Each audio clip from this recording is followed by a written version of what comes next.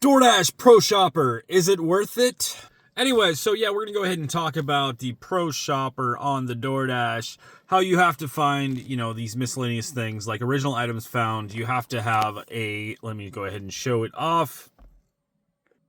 92% to be a Pro Shopper. And then you also need to not have, you need to be at 99% of substitution issues. And then you also have to have the item with quality issues down below 1%, which is right there. Then you have to have the items that were wrong or missing below 1%. And then you have to have a certain amount of lifetime shopping orders. I'm not even sure what, because it doesn't even show me. Anyways, so yeah, what I was going to go ahead and talk about is Pro Shopper worth it? I'm trying to make sure to maintain that Pro Shopper status. Well, and does it pay more than, it used to? Okay, so this is my take on the Pro Shopper. In my opinion, what they're doing, and this is my opinion, it's not factual 100%, but this is how I feel is happening. Okay, so no, it's not paying any more than it used to, maybe slightly, but I don't even think it's slightly higher than it used to. I think it's pretty much the same as it was with Platinum. But the thing is, what's happening is if you're not a Pro Shopper, they're paying less for people that aren't a Pro Shopper, so they can make up the difference of what they do. They give in Pro Shopper. So even if there's a tiny bit more, they're losing money. They're gaining the money back by not giving the money away to the not Pro Shoppers. So it's actually saving DoorDash some money. It's actually getting them more profits because of this Pro Shopper that's supposedly making a bunch more money. That's how I see it. I'm not seeing any bigger orders that are much better than they were before. If I'm Pro Shopper, it's about the same. And even when I'm not Pro Shopper, you can still get good shopping orders. It's just mainly there to try to get you to find all the items. And I always try to do it anyways. I try to take care of the customers as well as I can, because it can earn you, extra tips in general for just making sure that you take care of your customer. And, that is where I see the benefit of being a Pro Shopper, is actually getting, extra tips occasionally, getting your 5-star up because you're finding more items.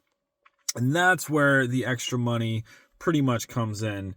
If you're not a Pro Shopper, yeah, you're probably going to see a decrease in shopping pay a little bit here and there, or maybe less shopping orders, but it's not better than it was before.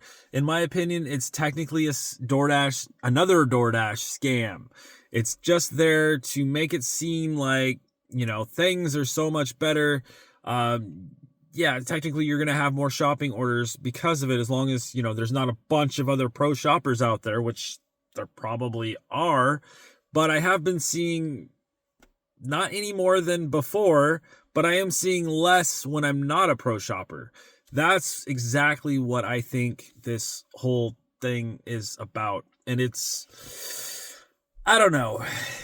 What do you guys think? Let me know in the comments how you've been, you feel about Pro Shopper.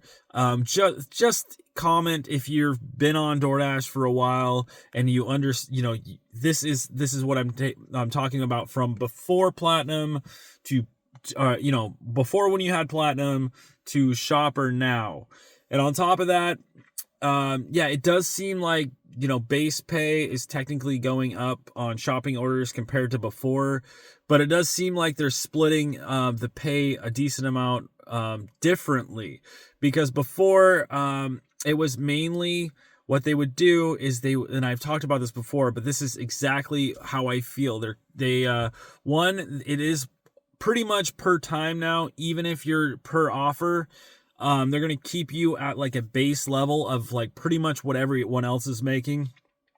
If there's no tips out there, no orders, no profits, you're still going to get super low base pay.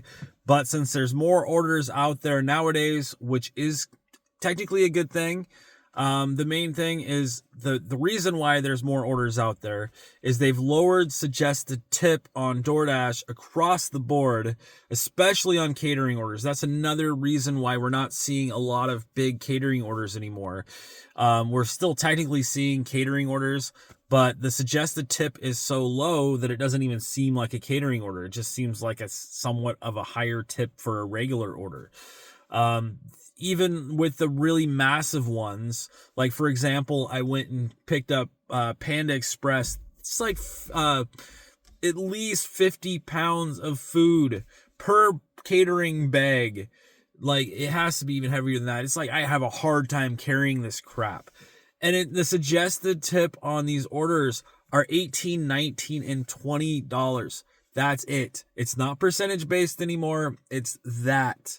But yeah, and so it's just they're matching the base pay to previous tips you've seen before, at least in my area. Like I do want to mention that different areas have different rollouts. Like if you're before a certain rollout, a certain algorithm switch and change, it's going to be different in your market. It's kind of like Uber Eats here. It's still the same way as it used to be. I'm sure they've switched over a little bit differently in areas. They have more drivers and more saturation. But since there's not a lot of drivers here and there's not a lot of orders, what happens is they still have the auction system where it slowly goes up per declines. DoorDash used to do that. And they used to, like if an order's been out there, there's lots of declines, they're going to slowly but surely increase the base pay. They don't do that anymore. What I've noticed they do instead of that is, yes, if there's a lot of orders out there, they'll slightly increase the pay between all orders out there.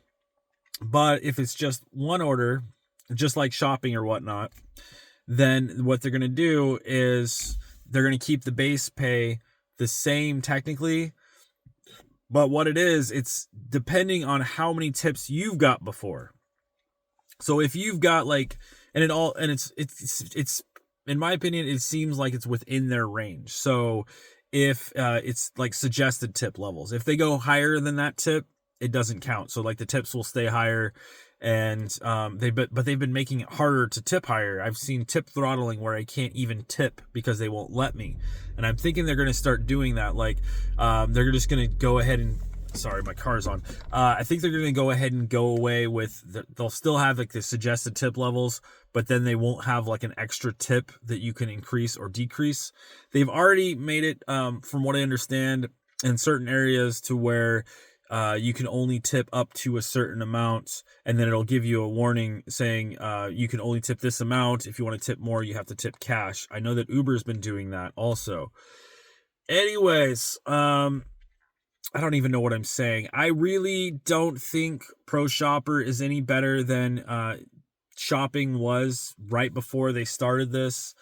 It's just, again, it's the same way with the base pay. Instead of increasing base pay slowly but surely, they're just trying to match it with a dasher and whatever dasher. So if you have a high tip level, the base pay is going to stay low. You're going to have like a $2 tip or $2 base pay. If you've had high base pay before, you're going to have like a $2 base pay. But if you've had low tip and a higher increased base pay for a while, then they're going to try to match you with higher tips to match that base pay. And that's the same thing with shopping. Like if you got like a $16 tip on the order, they're going to give you $16 base pay, or you're going to see that on an upcoming order. And that's the reason why you'll, like, at least in my area, if you don't take an order, they're going to try to do the same exact thing. Keep the tip either high or low, depending on where you're at. But yeah, I kind of got off the rails there, but that's the same thing with Pro Shopper. It just seems that that's the same thing that they're doing. You'll get slightly better orders, slightly better shopping orders, or in more shopping orders if you're Pro Shopper. But if you're not Pro Shopper, they're going to, lower the pay or not really give you any shopping orders. But again, I pretty dang sure what they're doing is they're paying less overall between drivers that aren't Pro Shoppers to compensate for the ones that are pro shoppers, and that's where the extra money technically comes in. Anyways, please thumbs up, share, comment, subscribe. Hope that made sense. I'm tired. Sometimes my mind just goes a little bit blah when I need to get some sleep. And I did make it through day... What the crap is it even anymore? I'm losing track. Made it through day 33 of accepting every DoorDash order, and we'll hopefully have a video up tomorrow. I really need to be going and working longer. I got to figure out how to make these videos quicker and get them up quicker, because I don't mind accepting everything, but I can't be taking as much time as I am trying to make sure to get these videos up. And I'm not even editing. It's just the process of getting them up there and trying to make, you know. Good night, guys. Please thumbs up, share, comment, subscribe. Bye.